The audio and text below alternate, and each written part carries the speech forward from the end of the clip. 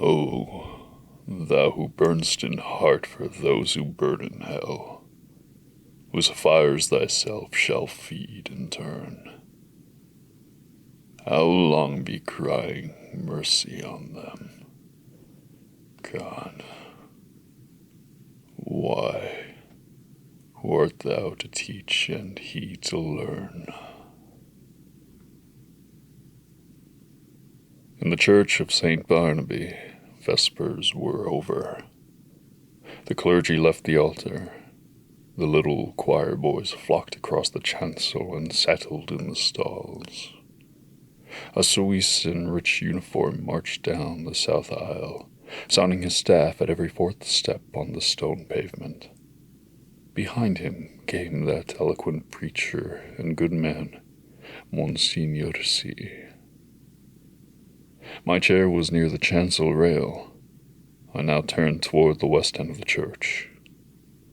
The other people between the altar and the pulpit turned too. There was a little scraping and rustling when the congregation seated itself again. The preacher mounted the pulpit stairs, and the organ voluntarily ceased. I had always found the organ playing at St. Barnaby highly interesting. Learned and scientific it was, too much for my small knowledge, but expressing a vivid, if cold, intelligence. Moreover, it possessed the French quality of taste. Taste reigned supreme, self-controlled, dignified and reticent. Today, however, from the first chord I had felt a change for the worse. A sinister change. During vespers it had been chiefly the chancel organ which supported the beautiful choir, but now and again, quite wantonly as it seemed, from the west gallery where a great organ stands, a heavy hand had struck across the church at the serene peace of those clear voices. It was something more than harsh and dissonant, and it betrayed no lack of skill.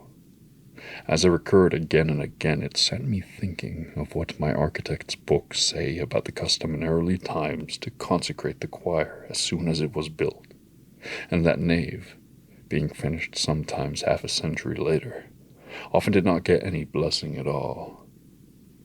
I wondered idly if that had been the case at St. Barnaby, and whether something not usually supposed to be at home in a Christian church might have entered undetected and taken possession of the West Gallery.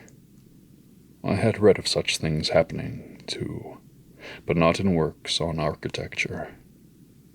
Then I remembered that St. Barnaby was not so much more than 100 years old, and smiled at the incongruous association of medieval superstitions with that cheerful little piece of 18th century rococo. But now vespers were over, and there should have followed a few quiet chords, fit to accompany meditation while we waited for the sermon. Instead of that, the discord at the lower end of the church broke out with the departure of the clergy, as if now nothing could control it. I belong to those children of an older and simpler generation who do not love to seek for psychological subtleties in art, and I have ever refused to find in music anything more than melody and harmony. But I felt that in the labyrinth of sounds now issuing from that instrument, there was something being hunted. Up and down the pedals chased him, while the manuals blared approval. Poor devil, whoever he was, there seemed small hope of escape. My nervous annoyance changed to anger. Who was doing this? How dare he play like that in the midst of divine service? I glanced at the people near me. Not one appeared to be in the least disturbed. The placid brows of kneeling nuns still turned towards the altar, lost none of their devout abstraction under the pale shadow of their white headdress. The fashionable lady beside me was looking expectantly at Monsignor C. For all her face betrayed, the organ might have been singing an Ave Maria. But now, at last, the preacher had made the sign of the cross and commanded silence. I turned to him gladly. Thus far I had not found the rest I had counted on when I entered the St. Barnaby that afternoon. I was worn out by 3 nights of physical suffering and mental trouble. The last had been the worst, and it was an exhausted body, and a mind benumbed and yet acutely sensitive, which I had brought to my favorite church for healing. For I had been reading The King in Yellow. The sun ariseth, they gather themselves together and lay them down in their dens. Monsignor C. delivered his text in a calm voice, glancing quietly over the congregation. My eyes turned, I knew not why, toward the lower end of the church. The organist was coming from behind his pipes and passing along the gallery on his way out. I saw him disappear by a small door that leads to some stairs which descend directly to the street. He was a slender man, and his face was as white as his coat was black. Good riddance, I thought, with your wicked music. I hope your assistant will play the closing voluntary. With a feeling of relief, with a deep, calm feeling of relief, I turned back to the mild face in the pulpit and settled myself to listen. Here, at last, was the ease of mind I had longed for. My children, said the preacher, one truth the human soul finds hardest of all to learn, that it has nothing to fear. It can never be made to see that nothing can really harm it. Curious doctrine, I thought, for a Catholic priest.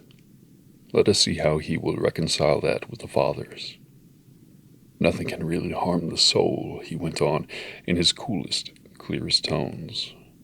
Because... But I never heard the rest. My eye left his face, I knew not for what reason, and sought the lower end of the church. The same man was coming out from behind the organ, and was passing along the gallery the same way. But there had not been time for him to return, and if he had returned, I must have seen him. I felt a faint chill, and my heart sank. And yet, his going and coming were no affair of mine. I looked at him. I could not look away from his black figure and his white face. When he was exactly opposite to me, he turned and sent across the church, straight into my eyes, a look of hate, intense and deadly. I have never seen any other like it. Would to God I might never see it again. Then he disappeared by the same door through which I had watched him depart less than 30 seconds before. I sat and tried to collect my thoughts. My first sensation was like that of a very young child, badly hurt, when it catches its breath before crying out. To suddenly find myself the object of such hatred was exquisitely painful, and this man was an utter stranger. Why should he hate me so? Me, whom he had never seen before? For the moment all other sensation was merged in this one pang. Even fear was subordinate to grief. And for that moment I never doubted, but in the next I began to reason, and a sense of the incongruous came to my aid. As I have said, St. Barnaby is a modern church. It is small and well lighted. One sees all over it almost at a glance. The organ gallery gets a strong white light from a row of long windows in the clerestory, which have not even colored glass. The pulpit being in the middle of the church, it followed that, when I was turned toward it, whatever moved at the west end could not fail to attract my eye. When the organist passed, it was no wonder that I saw him. I had simply miscalculated the interval between his first and his second passing. He had come in that last time by the other side door. As for the look which had so upset me, there had been no such thing, and I was a nervous fool. I looked about. This was a likely place to harbor supernatural horrors. That clear-cut, reasonable face of Monsignor C., at collected manner and easy, graceful gestures, were they not a little discouraging to the notion of a gruesome mystery? I glanced above his head, and almost laughed.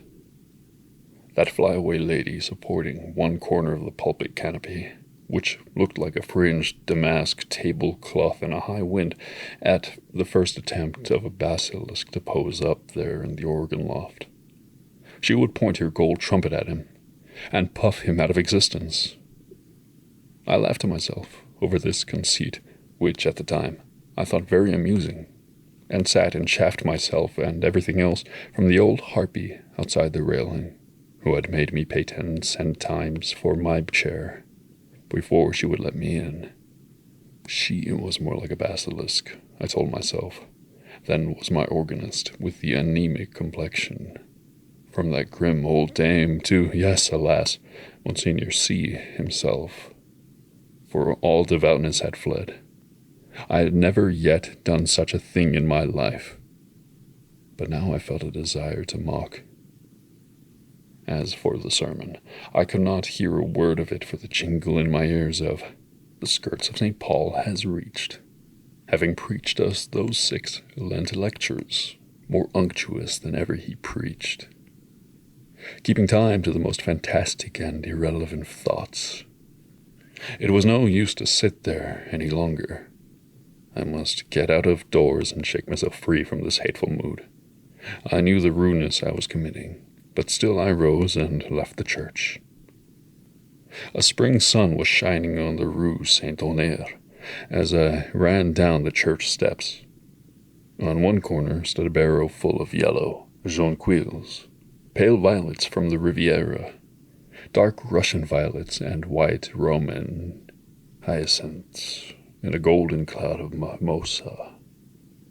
The street was full of Sunday pleasure-seekers. I swung my cane and laughed with the rest. Someone overtook and passed me. He never turned, but there was the same deadly malignity in his white profile that there had been in his eyes. I watched him as long as I could see him. His lithe back expressed the same menace. Every step that carried him away from me seemed to bear him on some errand connected with my destruction. I was creeping along, my feet almost refusing to move. There began to dawn in me a sense of responsibility for something long forgotten. It began to seem as if I deserved that which he threatened. I reached a long way back, a long, long way back. It was there, though, and presently it would rise and confront me. But I would try to escape, and I stumbled as best I could into the Rue de Rivoli, across the Place de la Concorde, and on to the quai.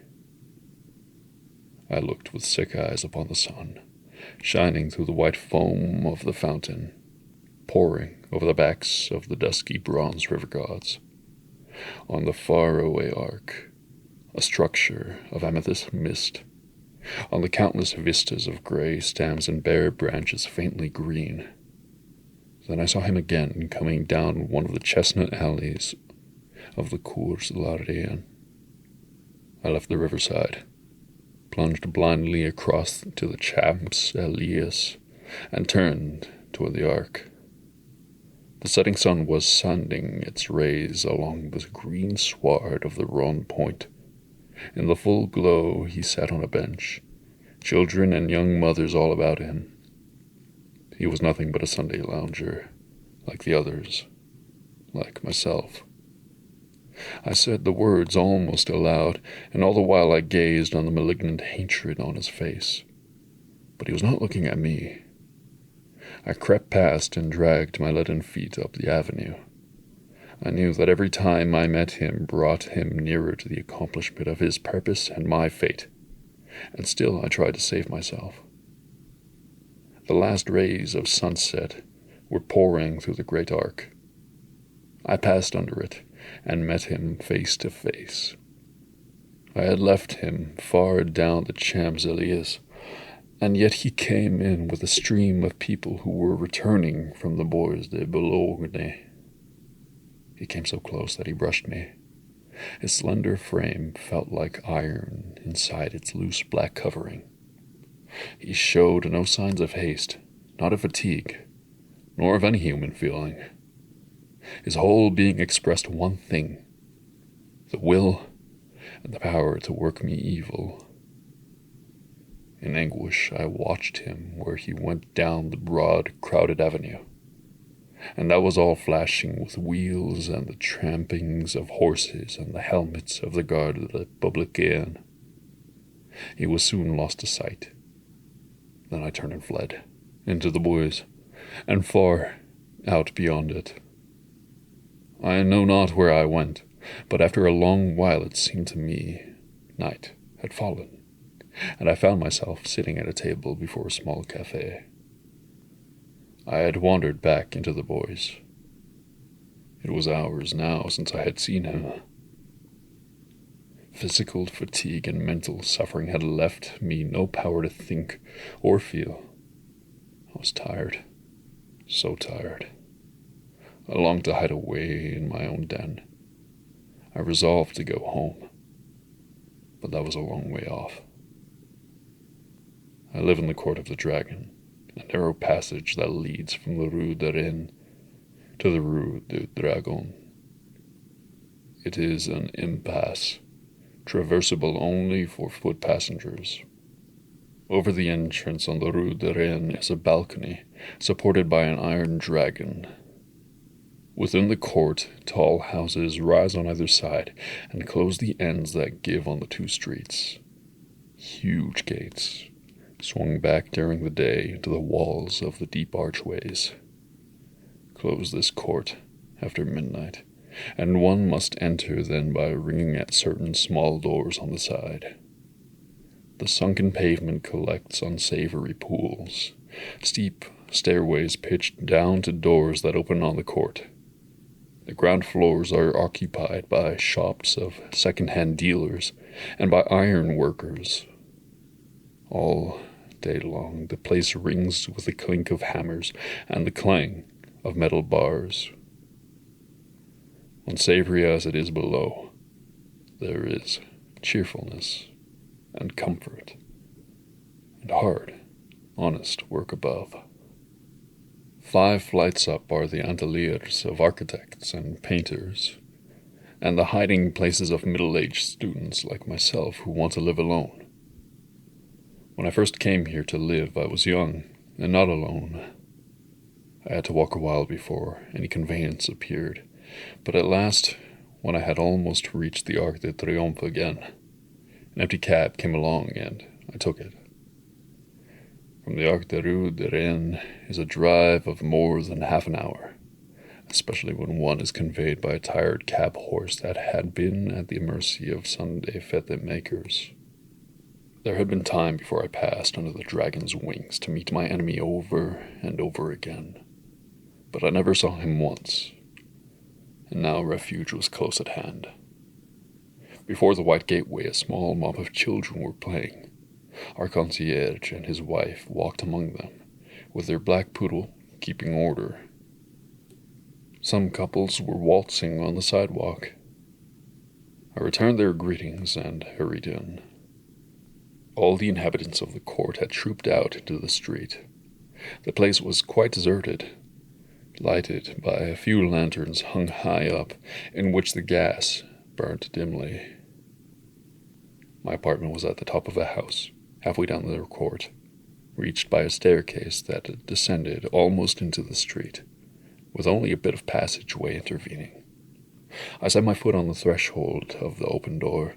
The friendly old ruinous stairs rose before me, leading up to rest and shelter. Looking back over my right shoulder, I saw him 10 paces off. He must have entered the court with me. He was coming straight on, neither slowly nor swiftly, but straight on to me. And now he was looking at me. For the first time since our eyes encountered across the church, they met now again, and I knew that the time had come. Retreating backward down the court, I faced him. I meant to escape by the entrance on the Rue de Dragon. His eyes told me that I should never escape. It seemed ages while we were going, I retreating, he advancing down the court in perfect silence. But at last I felt the shadow of the archway, and the next step brought me within it. I had meant to turn here and spring through into the street, but the shadow was not that of an archway. It was that of a vault. The great doors on the Rue de Dragon were closed. I felt this by the blackness which surrounded me, and at the same time, instantly, I read it in his face. How his face gleamed in the darkness, drawing swiftly nearer. The deep vaults, the huge closed doors, their cold iron clamps were all on his side. The thing which he had threatened had arrived. It gathered and bore down on me from the fathomless shadows. The point from which it would strike was his infernal eyes. Hopeless, I set my back against the barred doors and defied him. There was a scraping of chairs on the stone floor, and a rustling as the congregation rose. I could hear the Suisse's staff in the south aisle preceding Monsignor C. to the sacristy.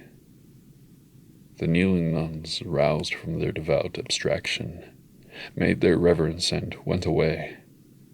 The fashionable lady, my neighbor, rose also, with graceful reserve, as she parted her glance just fitted over my face in disapproval.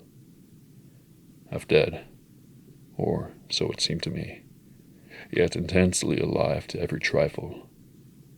I sat among the leisurely moving crowd, then rose too and went toward the door.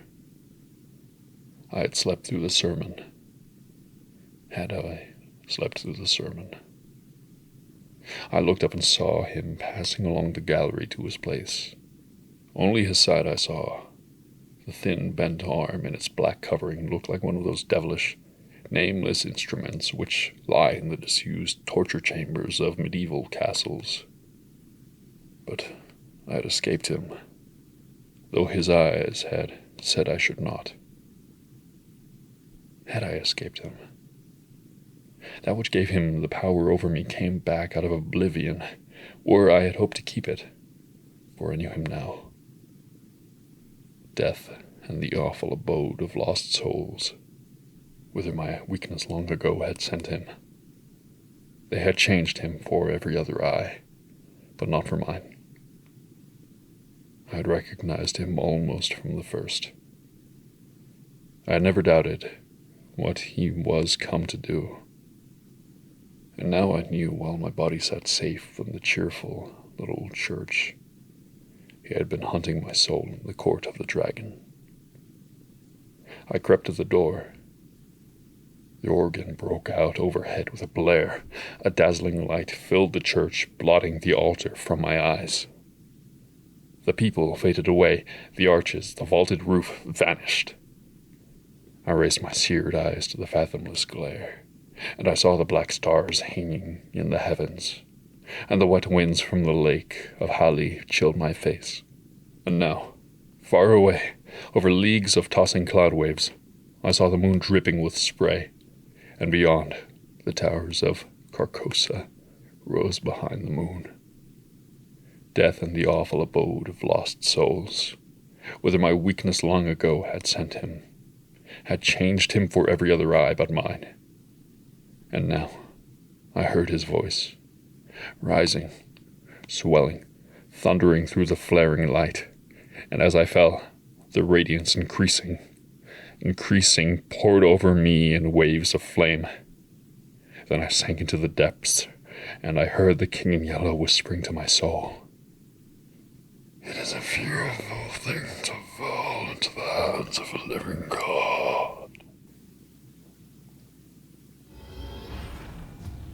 Thank you all for tuning in tonight. This has been Papa Redwood revisiting Carcosa and the maddening play by Robert W. Chambers, The King in Yellow. I hope you all have a wonderful night. Sleep tight and enjoy some R&R.